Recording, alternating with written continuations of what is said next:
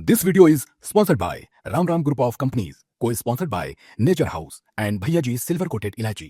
एक आम साधना जो हम लोग रोज़मर्रा की ज़िंदगी में करते हैं और महाविद्या की साधना जो आम साधना कर रहे हैं कि अपने आम साधना से ऐसा ना हो कि भ्रमित हो के महाविद्या साधना में लग जाएं।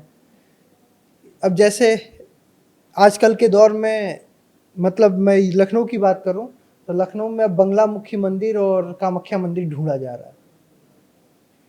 तो ऐसा क्या इस तरफ जो साधक है उन्हें जाना चाहिए कि अपनी साधना पे ही बने रहना चाहिए? देखिए, मैंने आपको उत्तर दिया था।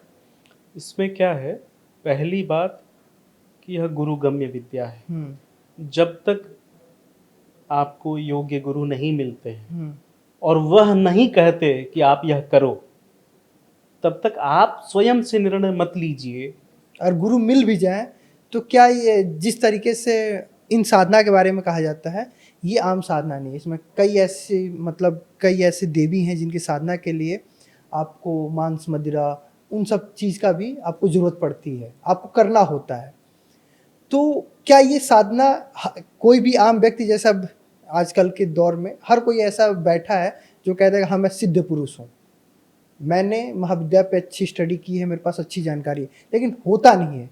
तो महाविद्या के लिए एक बात ये भी कहा जाता है जितना ये फलदायी होती है, मतलब जितना जल्दी से आपको मिलेगा उतना ही जल्दी से आपसे वापस भी ले लिया जाएगा। एक किस्सा मुझे याद है जो आपके द्वारा ही मुझे बताया गया था, तब ऑफ कैमरा बात कही कर रहे थे। आपने बताया था कि एक बंगलामुखी के साधक थे, उन्होंने 2 महीने की साधना में करोड़ों रुपए अपने अकाउंट में जमा कर लिए। फिर उसी साधना से ऐसा हुआ कि उनका दिमाग चला गया। अब खाते में पैसा तो है लेकिन पासवर्ड नहीं पता है। तो ये उस चीज को जोड़ता हुआ। देखिए, एक बड़ा मशहूर शेर है कि मोहब्बत के लिए कुछ खास दिल मखसूस होते हैं, ये वो नगमा है जो हर साज पे गाया नहीं जाता। अरे वाह। ठीक वैसे ही यह जो विद्याएं हैं, वो ज्योतिष हो, तंत्र हो, आगम हो, it is not everyone's cup of T. ये सबके लिए नहीं है ना। इसके लिए भी कुछ खास दिल मखसूस हैं, है ना। जैसे मैंने कहा कि जन्म जन्म की बात है, एक दिन की या एक साल की बात नहीं है ना। कौन हमारा इष्ट होगा, कौन हमारे गुरु होंगे, कौन सा हमारा मंत्र होगा, यह एक जन्म की बात तो है ही नहीं, बिल्कुल नहीं है। महाविद्याओं के दर्शन को अगर आप समझते हुए चलें तो आपको थोड़ी सी और स्पष्टता होगी। शाक्तों का जो कल्ट है ना, ईमानदारी की बात है, उस मत में होते हुए भी मैं ये बात कह रहा हूँ कि उनका अपना कोई स्वतंत्र दर्शन शुरुआत में नहीं था। शैव दर्शन और शाक्त दर्शन दरअसल एक ही है। आपके यहाँ जो नाथपंथी लोग हैं उनका भी दर्शन यही है, जो कहीं ना कहीं त्रिक या कश्मीर शैव दर्शन से संचालित होता है। अच्छा। दुनिया के हर दर्शन से यह अनूठा है।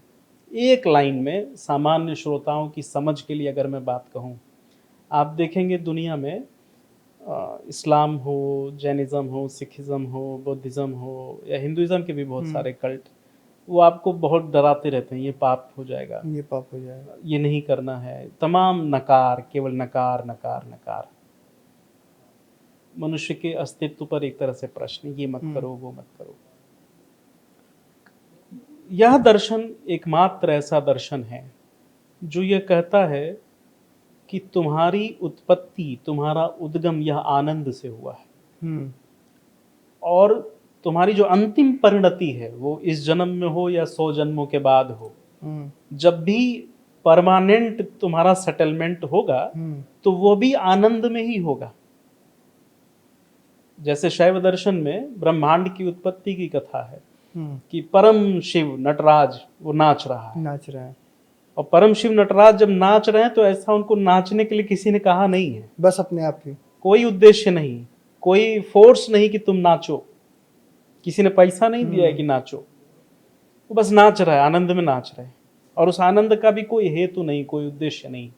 और उस नाचने से ही सृष्टि की संरचना हो रही है। न जाने कितने ब्रह्मांड उत्पन्न हो रहे हैं और न जाने कितने ब्रह्मांड का लय हो जा रहा है। ये हमारा दर्शन, आनंद ही उद्गम और आनंद में ही है विलीन होना। इसीलिए आप देखेंगे कि बहुत सारे शाक्त संप्रदाय को मानने वाले लोगों के नाम में अंत में आनंद होता है। शिवानंद, अद्वैतानंद, भास्कर आनंद या नाथ होता हम्म है ना। नाथों में और महाविद्या को मानने वालों में बहुत सारी चीज़ें कॉमन है। इनफैक्ट मत्स्येंद्र नाथ जो नाथ परंपरा के सबसे बड़े आचार्य थे, प्रस्तावक थे, वह शाक्त थे।